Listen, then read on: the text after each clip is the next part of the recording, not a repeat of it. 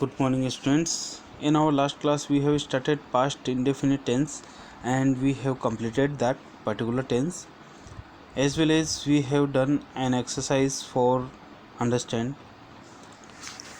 In that exercise, I have answered you around 5 to 6 sentences, fill in the blanks, and rest of all I have given to you to answer that.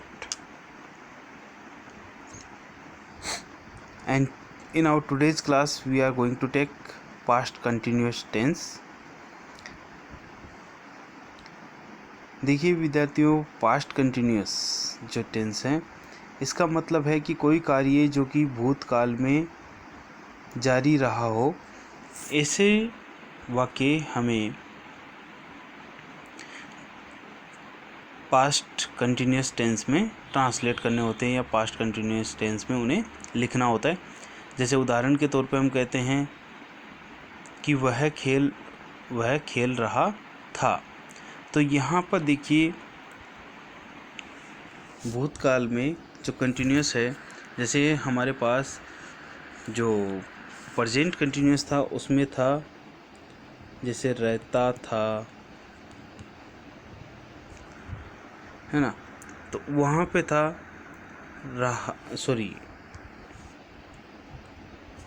वहाँ पे हमारे पास जो था वो था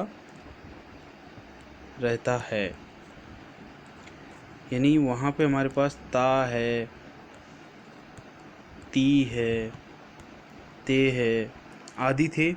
लेकिन यहाँ पे हमारे पास जो पास्ट कंटिन्यूअस है उसमें क्या रहेगा, यहाँ पे है रहा था,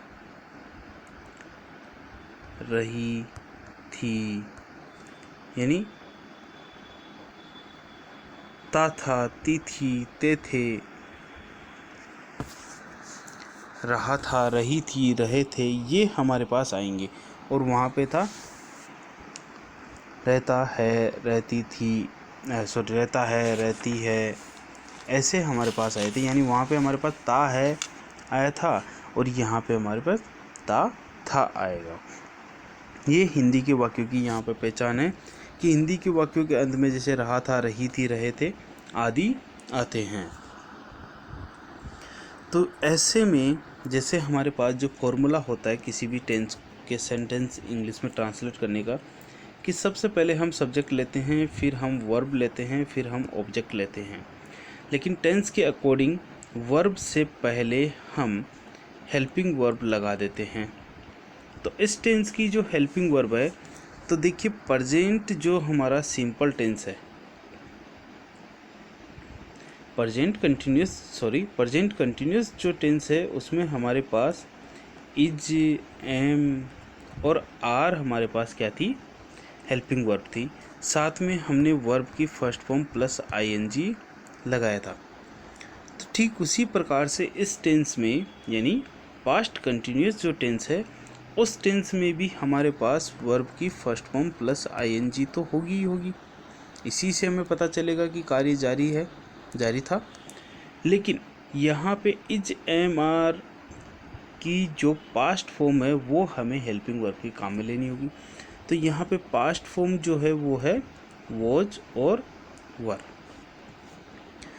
तो इस टेंस की जो हेल्पिंग वर्ब है वो हमारे पास क्या है, वॉज, वर, और वर्ब की फर्स्ट फॉर्म प्लस आईएनजी हमारे पास है। अब देखिए यहाँ पे सेंटेंस बनाने का जो फॉर्मूला है वो क्या है, सब्जेक्ट प्लस वॉज या वर प्लस वर्ब की first form plus ING and plus object.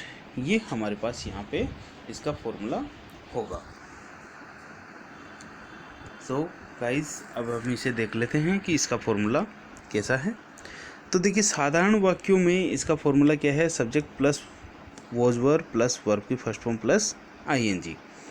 जैसे उदाहरण के तौर पे मैं अपनी किताब पढ़ रहा था, तो मैं के लिए हमारे पास क्या आएगा, आई, अपनी के लिए हिज, ठीक है, या फिर अब ही होता तो यहाँ पर हो जाता हिज।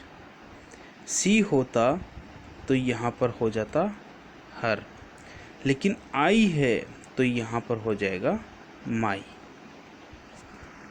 तो यहाँ पे आई के अकॉर्डिंग हम क्या करेंगे, इसे आई के साथ, आई तो हो गया मे के लिए, माई बुक ये हो गया, और पढ़ रहा था तो आई के साथ आता है वोज, रहा था, और पढ़ने को कहते हैं रीड, तो रीड का हो जाएगा रीडिंग, रीड का क्या हो जाएगा रीडिंग। अब हम इसे पूरे को अरेंज करते हैं इस फॉर्मूले के अनुसार, तो क्या होगा, आई वॉज रीडिंग माई बुक, ये हमारे पास यहाँ पे हो जाएगा। ठीक उसी प्रकार से जैसे वे फुटबॉल खेल रहे थे, वे फुटबॉल खेल रहे थे, तो वे के लिए हमारे पास क्या होगा, वन सेकेंड,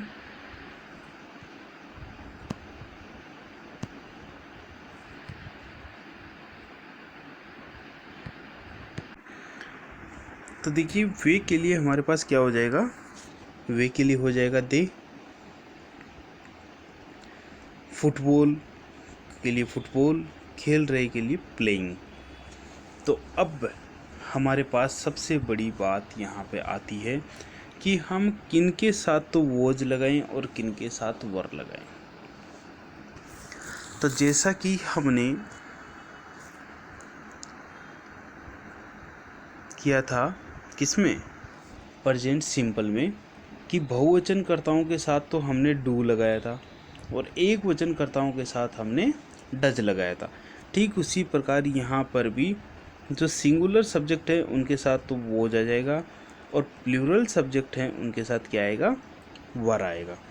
अब सिंगुलर कौन से हैं, प्लूरल कौन से हैं, ये तो आपने पिछली क्लासों में पढ़ा है, और हमारी भी जो पिछली क्लासें अभी हुई हैं उन सब में मैंने आपको बताया है कि जिस कार्य को यदि कोई व्यक्ति अकेला करता है तो वहाँ पे सिंगुलर पर्सन हो जाता है, यानी एक वचनकर्ता हो जाते हैं। जहाँ पे एक से ज़्यादा व्यक्ति होते हैं तो वहाँ पे प्लूरल सब्जेक्ट हो जाता है।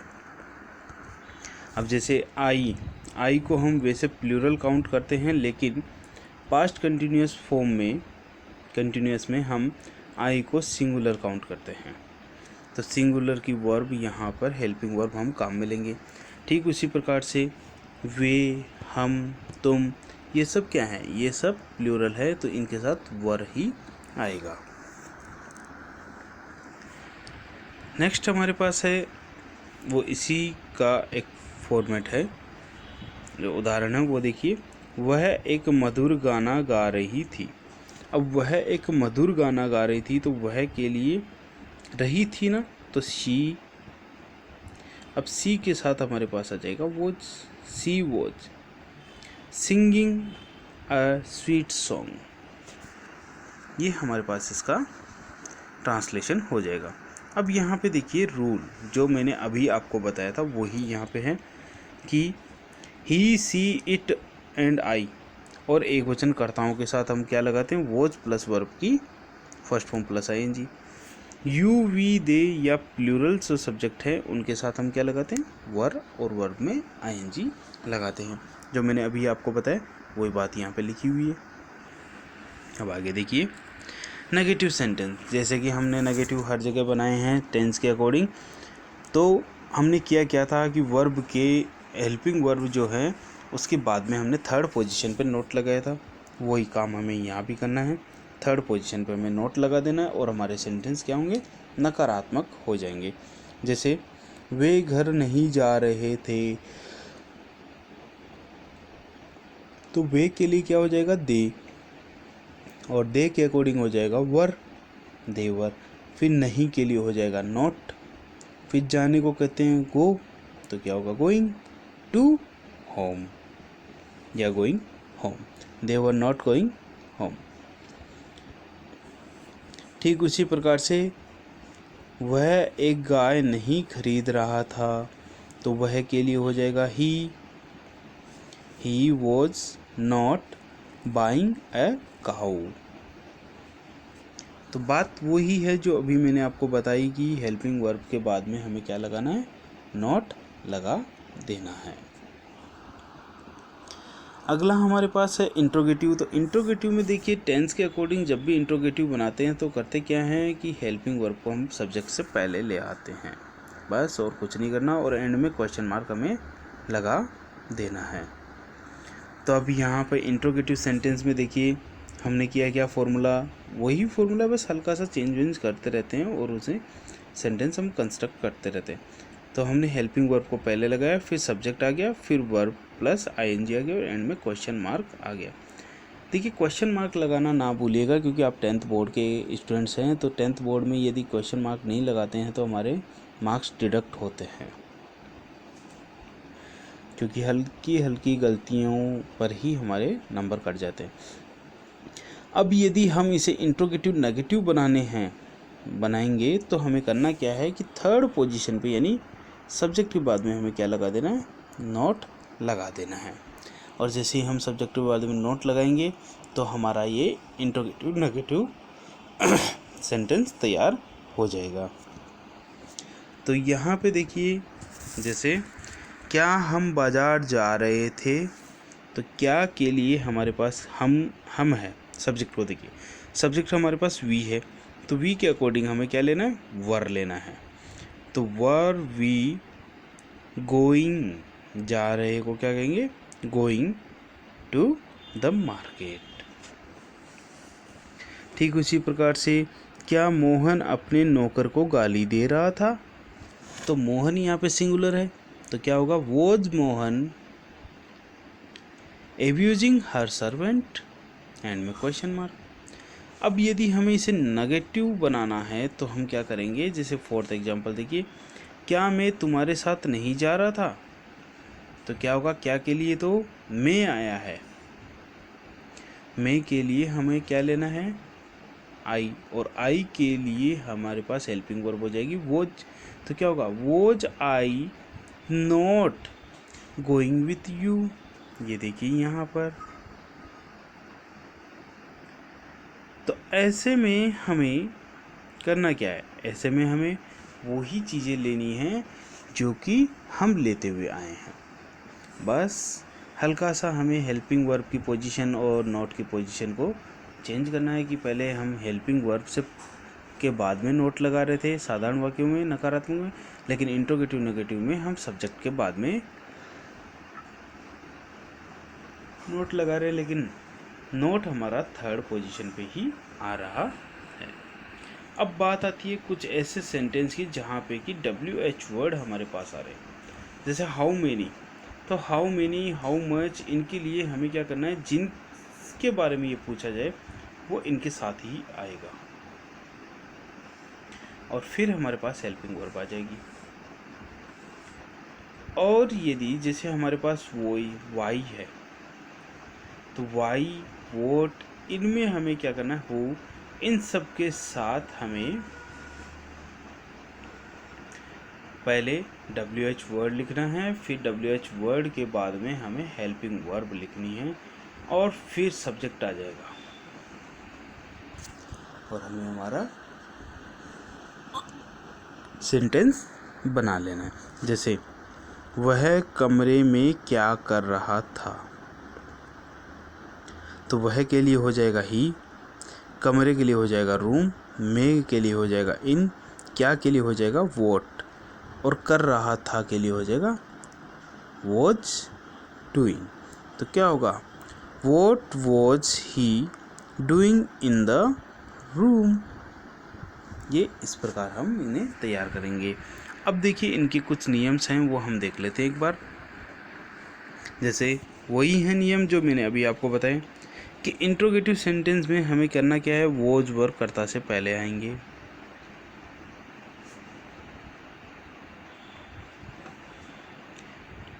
यदि वाक्य के बीच में पर्सन सूचक शब्द जैसे कि इंट्रोगेटिव वर्ड जैसे क्यों, क्या, कब, कहाँ, कैसे, ये बीच में आए तो हमें क्या करना है, इनको सबसे पहले लिखना है, फिर हमें हेल्पिंग वर्ब लगानी है और फिर हमारा सब्जेक्ट आ जाएगा।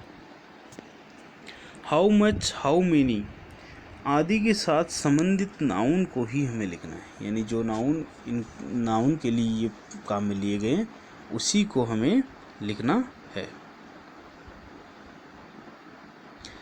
अब बात आती है, अगर वाक्य में पर्सनवाचक शब्द अर्थात कौन ही कर्ता का कार्य कर रहा हो तो सबसे पहले हमें क्या करना है, इसी की हिंदी अर्थ और उसके बाद में हमें वॉज वर्ब लगाने हैं। इंट्रोगेटिव नेगेटिव सेंटेंस में वर्ब से पहले हमें क्या लगाना है, नोट लगाना, और एंड में क्वेश्चन मार्क हमें लगा देना है। ये हमारा यहाँ पर इनके जो रिलेटिव नियम्स हैं, रूल्स हैं, वो हमारे पास ये है। अब आगे देखते हैं इसके अलावा हमारे पास क्या है, इनके जैसे उपयोग क्या है। उपयोग के तौर पे यदि हम देखें तो कोई ऐसा कार्य जो भूतकाल में जारी रहा हो, जैसे he was lying in the sun, वह धूप में लेटा हुआ था, यानी आप वहाँ पे उसे धूप में लेटे हुए को छोड़ के आ गए, तो उसका कार्य तो जारी रहा था, तो वहाँ पर हमें क्या करना है, इसे हम he was lying in the sun. अब यहाँ पर देखिए, यहाँ पर रहा था नहीं है लेकिन कार्य जारी था। इसका प्रयोग जैसे किसका, इसका प्रयोग ऐसे कार्यों के लिए भी होता है जो भूतकाल में कुछ समय तक जारी रहा हो, उसी बीच कोई दूसरा कार्य हो गया हो। जैसे मैं पढ़ रहा था तभी दरवाजे की घंटी बजी, तो वहाँ पर हमारे पास एक क्लॉज हम काम में लेते हैं,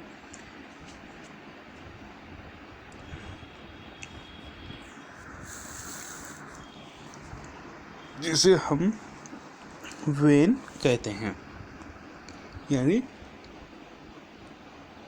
के दौरान, किसी एक कार्य के दौरान दूसरा कार्य घटित हो गया हो।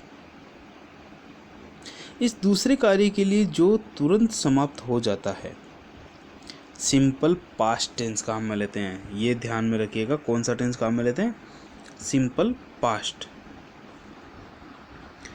तथा जिस क्लोज में कार्य जारी रहा हो वहाँ पे पास्ट कंटिन्यूअस। ये हमारे पास यहाँ पर इम्पोर्टेंट बात आई है। जैसे जब मैं टीवी देख रहा था, अब यहाँ पे एक सेंटेंस देखिए, मैं टीवी देख रहा था, तो जारी कौन सा कार्य था, टीवी देखने का, और तभी क्या हुआ, दरवाजे की घंटी बजी। तो इसे हम हिंदी में कैसे लिखेंगे, जब मैं टीवी देख रहा था तभी दरवाजे की घंटी बजी। तो वो तो बज के रुक गई, लेकिन आपका टीवी देखने का कार्य क्या था, जारी रहा था। तो आप इसे कैसे लिखेंगे कि एक तो हो गया, ऐसे आप लिख सकते हो, I was watching TV when the bell doorbell ring, या फिर आप इसे लिख सकते हो, when the bell ring I was watching TV। तो यहाँ पे एक तो हमारे पास जो है वो किस में, पास्ट सिंपल में, और एक हमारे पास किस में, पास्ट कंटिन्यूअस में। तो जो कार्य जारी था, जारी रहा था, उसमें ही हमें कंटिन्यूअस बनाना है, और जो कार्य हुआ और रुक गया यानी बीच में ही हो चुका है, उसके लिए हमें पास्ट सिंपल ही काम में लेना है। ये हमारे पास इम्पोर्टेंट बात है। अब अगला देखते हैं, अगला क्या कहता है।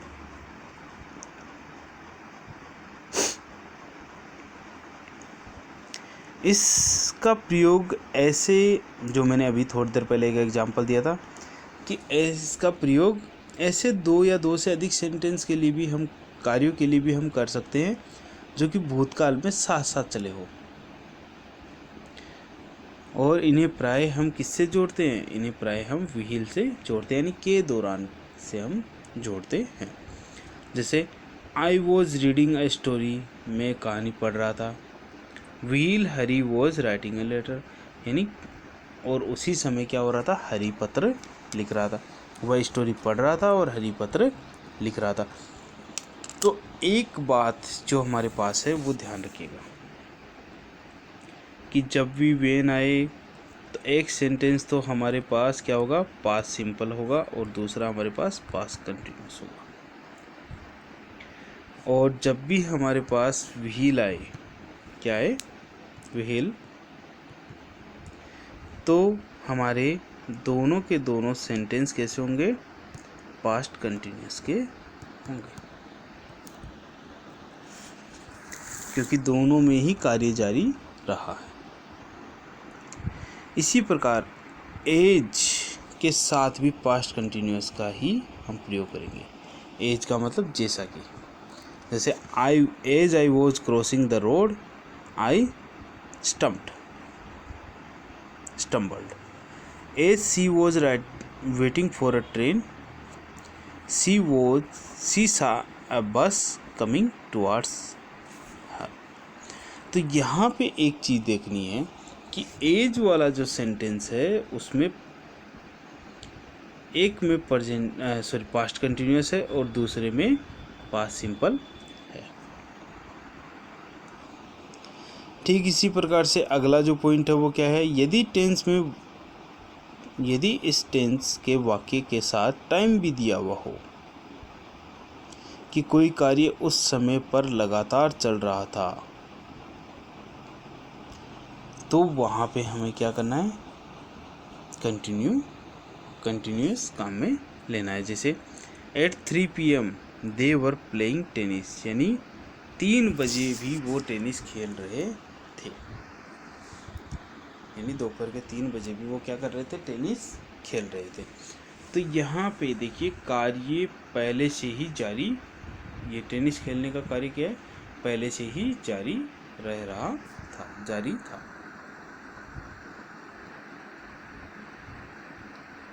अगला जो हमारे पास है वो क्या है? कहीं घटित हो रही घटना का वर्णन करने के लिए, जैसे my father was reading newspaper, my mother was preparing breakfast, I was studying, suddenly there was a knock on the door, I got up to open the door. तो अब ऐसे में एक चीज़ देखिए, यहाँ पर क्या व्हील वाला कार्य नहीं हो रहा है? क्या व्हील वाला ही तो हो रहा है कि जब घंटी किसी ने दरवाजे पे खटखटाया तब ये तो पढ़ रहा था, ये भी पढ़ रहे थे और ये नाश्ता बना रही थी। और यहाँ पे देखिए, यहाँ पे पास्ट सिंपल है कि नहीं है? यहाँ पे भी पास्ट सिंपल है। तो यहाँ पे तो के दौरान वाला वाक्य हुआ है इन तीनों में तो, और यहाँ पर पास्ट सिंपल हुआ है। तो यहाँ पे व्हील और वेन दोनों का ही उपयोग हुआ है एक साथ, लेकिन व्हील और वेन हिडन है यहाँ पर, वो दिखाई नहीं दे रहे, लेकिन कार्य के दौरान कार्य घटित हो रहे हैं। टाइम एक्सप्रेशन के प्रयोग के बिना कार्मिक विकास दिखाने के लिए, जैसे इट वॉज गेटिंग डार्कर। अब यहाँ पर समय का कोई बोध नहीं कराया गया है, लेकिन हमें बताया गया है कि रात और भी बढ़ रही थी, यानी रात हो रही थी, अंधेरा हो रहा था। तो क्या है? इट वॉज गेटिंग डार्कर, समय की बात हो रही है यहाँ पर, लेकिन समय दिखाया नहीं जा रहा। जैसे द विंड वॉज राइजिंग, यानी हवा तेज हो रही थी, इसका मतलब हवा पहले से बह रही थी।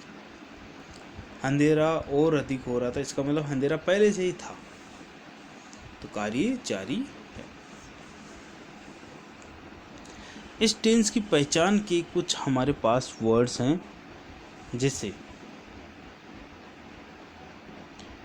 वैसे तो इसकी कोई विशिष्ट पहचान नहीं होती, परंतु at that time, at that moment, those days, then, as, when, आज, ऐसे जो एडवर्बल हैं वो हमें पास्ट कंटिन्यूस के बारे में बताते हैं। यानी एट दैट टाइम यानी उस समय, एट दैट मोमेंट उस क्षण, दोज डेज उन दिनों, देन यानी तब, एज यानी जैसा, वेन यानी कब या जब। तो ये जो एडवर्बल हैं, एडवर्ब्स हैं, वो एडवर्ब्स ही हमें बताते हैं कि कार्य के दौरान या फिर इसकी पहचान हम क्या कर सकते हैं, यानी इनकी पहचान हम किस प्रकार कर सकते हैं और कैसे हम ये पहचानें कि ये पास्ट कंटिन्यूअस है। तो इन्हीं के द्वारा हम इन्हें पहचान सकते हैं। और ऐसी बात यदि देखा जाए तो इस वाले ऊपर वाले सेंटेंस में देखिए कि my father was reading, my mother was preparing food, I was studying, suddenly there was a knock on the door. तो ऐसे में हमारे पास उसी क्षण की बात हुई ना, एट दैट टाइम, उसी क्षण की, या उस एट दैट मोमेंट यानी उसी मोमेंट। कौन से मोमेंट? जब वो पढ़ रहा था उस दौरान उसके पिता भी पढ़ रहे थे, उसकी माता खाना बना रही थी और दरवाजे पे किसी ने खटखटा दिया। ये हमारे पास इसकी पहचान के कुछ वाक्य, कुछ वर्ड्स, एडवर्ब्स हैं। अब आगे देखिए, व्हील की यहाँ पे एक बात फिर से लिखी है कि व्हील में क्या होगा, व्हील में दोनों ही पास्ट कंटिन्यूअस में होंगे और वेन में एक पास्ट में, एक पास्ट सिंपल में, एक पास्ट कंटिन्यूअस में होगा। तो ये बात हमें ध्यान रखनी है। और अब आगे आपके लिए एक एक्सरसाइज है। ये एक्सरसाइज आपको खुद को करनी है और इनमें पास्ट इंडेफिनिट यानी पास्ट सिंपल और पास्ट कंटिन्यूअस दोनों में से किसी का भी उपयोग करते हुए आप इसे भर सकते हो। लेकिन सेंटेंस को पढ़ोगे, आइडेंटिफिकेशन वर्ड्स को ध्यान में दोगे। जैसे when I was walking to school, I saw Jaya. जब मैं स्कूल जा रहा था तो मैंने जया को देखा। तो यहाँ पे क्या है, यहाँ पे पास्ट सिंपल हो गया और यहाँ पे पास्ट कंटिन्यूअस हो गया, क्योंकि वेन आया के दौरान, यानी तो के दौरान वाली जो घटना है वो हमें पास्ट कंटिन्यूअस में करनी है, बाकी पास्ट सिंपल में हो जाएगा। इस प्रकार से हमें बाकी को देखना है, पहचानना है और उन्हें करना है। सो गाइस, आज की क्लास के लिए इतना ही। नेक्स्ट क्लास में हम इनके आंसर्स के साथ हम आगे की जो हमारा टेंस है उस टेंस को हम करेंगे, जो कि पास्ट परफेक्ट टेंस है। So guys, thank you for today's class.